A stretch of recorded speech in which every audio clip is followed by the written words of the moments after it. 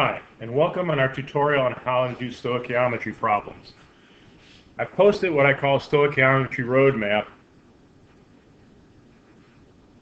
on the page. A stoichiometry roadmap is like any other roadmap. It tells you how to go from point A to point B. For example, if you have grams of A and you want to go to moles of A, follow the arrow, you divide by the molar mass. Similarly, for moles of A, you want to go to grams of A, you multiply by the molar mass. Moles of A to particles of A, whether you're doing atoms or molecules, you multiply by Avogadro's number.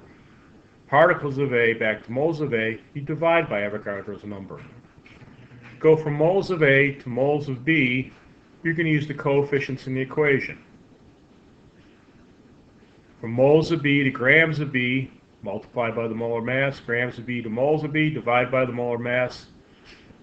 And moles of B to particles of B, multiply by Avogadro's number. Particles of B to moles of B, divide by Avogadro's number. And this is, of course, Avogadro's number. So let's look at an equation and see what we have here. So here I have 2 moles of hydrogen reacting with 1 mole of oxygen to give us 2 moles of water. The problem states, if I start with 64 grams of oxygen, how many grams of water will I produce? Well, you're going to start with what you know. Well, we know we have 64 grams of oxygen. So in this case, oxygen is going to be our A. And we have grams, so grams of A. Where do we want to end up with? Water, which will be B, grams of B. So that's going to be our ending point on the roadmap. So we start with what we know. I'm just going to put in labels now. Grams of oxygen. I'm going to put that over 1 to keep it in the numerator. Now I'm going to go to my roadmap, grams of A. Next step is moles of A. Notice I can't go from grams of A directly to grams of B. There's no road there. Just like a map, I have to follow the roads. So grams of A to moles of A, divide by the molar mass. So we could say where I'm going is moles of A. My destination would be moles of oxygen. Where I came from was grams of oxygen. Well, now I'm up here and I have to go from moles of A to moles of B. So my destination is moles of B. In this case, B is water. And again, my starting point for that street was moles of oxygen.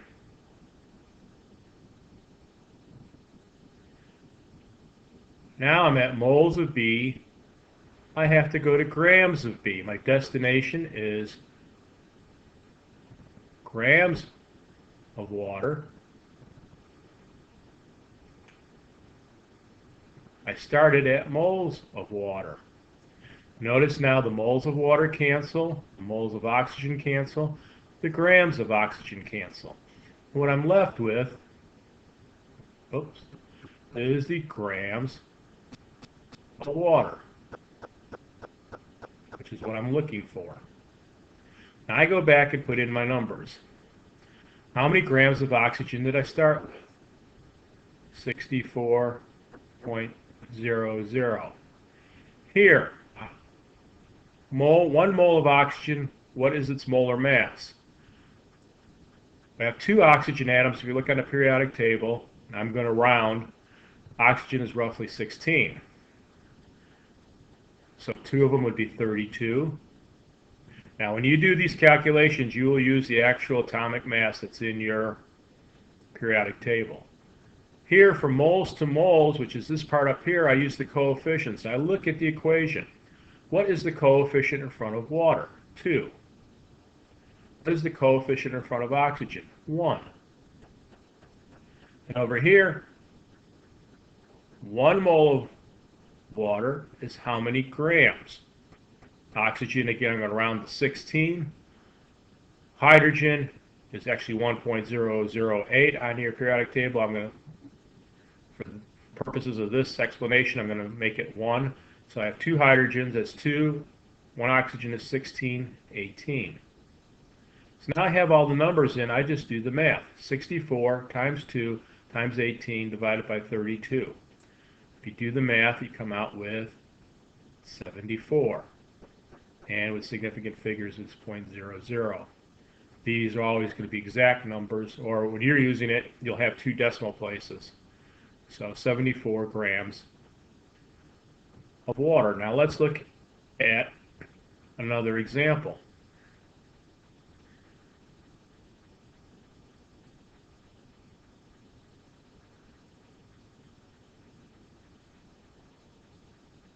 I want to know how many grams of hydrogen are needed to produce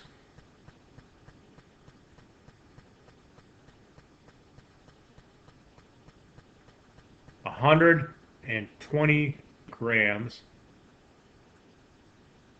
of water. Question. So, what do I know in this equation? Well, I know I have 120 grams of water. We're going to call that A.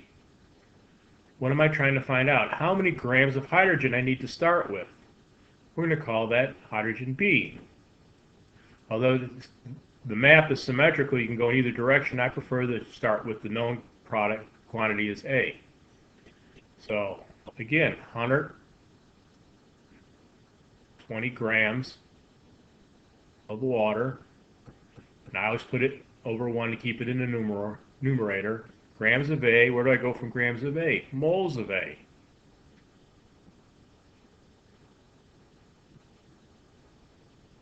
Moles of water.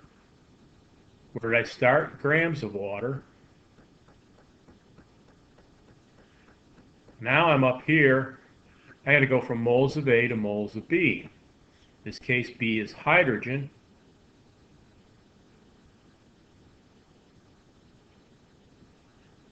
And I came from moles of water. Now from moles of B, I'm going to go to grams of B. That's what I'm looking for. Grams of hydrogen over moles of hydrogen. And I can see that the moles of hydrogen cancel, the moles of water cancel, and the grams of water cancel. And I'm left with grams of hydrogen. That over 1. So again, 1 mole of hydrogen is how many grams? Molar mass, 18. Here we use the coefficients. What's the coefficient in front of hydrogen? 2. So put a 2 there. Coefficient in front of water is 2. We put a 2 there. 1 mole of hydrogen weighs approximately how much? Again, I'm rounding hydrogen down to 1. So we have 2 hydrogens, it's 2. So if we do the math, it's 120 times 2 times 2 divided by 18 times 2. And if you do that, 2 significant figures, you end up with 13 grams of hydrogen are needed to produce 120 grams of water. So again, in summary, when you look at a problem using this road map, find out where you're starting, where you're going to end up. It could be from grams of A to moles of B, in which case you would go from grams of A to moles of A to moles of B, and you would be done. You could go from grams of A to particles of B, grams of A to moles of A to moles of B to particles of B, grams of A just to moles of A, moles of B to grams of B. Or you're starting and ending, and follow the roadmap, and it'll tell you what you need to do. So if you practice this roadmap, I'm sure you'll find that all the different possible combinations for doing stoichiometry can be done fairly easily. Good luck and practice.